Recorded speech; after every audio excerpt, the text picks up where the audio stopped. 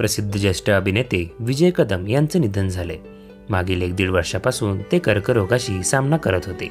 त्यांच्यावर उपचार सुरू होते, मात्र कर्करोगाशी त्यांची झुंज अपयशी ठरली। विजय कदम यांनी अनेक मराठी सिनेमांमध्ये महत्त्वाच्या भूमिका निभावल्या होत्या।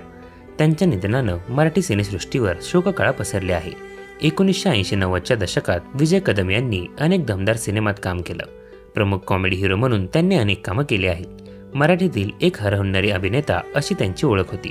मराठी सिनेमाच नाही तर विजय कदम यांनी मराठी रंगभूमी देखील गाजवली।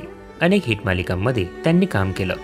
टूर टूर, सही रे सही, विच्छा माझी पुरी कर, पप्पा सांगा कोणाचे ही अत्यंत गाजलेली नाटकं आहेत। ती परत आलीये ही त्यांची शेवटची मालिका ठरली। या मालिकेत त्यांनी बाबूराव तांडेल ही भूमिका साकारली होती। मे 2023 रोजी विजय कदम यांच्यावर कर्करोगाचे उपचार सुरू झाले। त्यांच्यावर किमोथेरपी करण्यात आली। त्याप्रमाणे त्यांच्यावर 2 शस्त्रक्रिया देखील करण्यात आल्या आहेत। मे ते डिसेंबर या काळात त्यांच्यावर उपचार सुरू होते। त्यानंतर 2 महिने त्यांची तब्येत ठीक होती। फेब्रुवारी महिन्यात त्यांना ॲसिडिटीचा अटॅक आला आणि त्यांची तब्येत पुन्हा ढासळली। त्यांच्यावर औषधी उपचार सुरू होते। अखेर 10 ऑगस्ट रोजी त्यांची कर्करोगाशी झुंज अपयशी ठरली। विजय कदम यांच्या त्यांना आजारपणाच्या काळात त्यांच्या पत्नीनं आणि मुलानं खंबीर साथ दिली।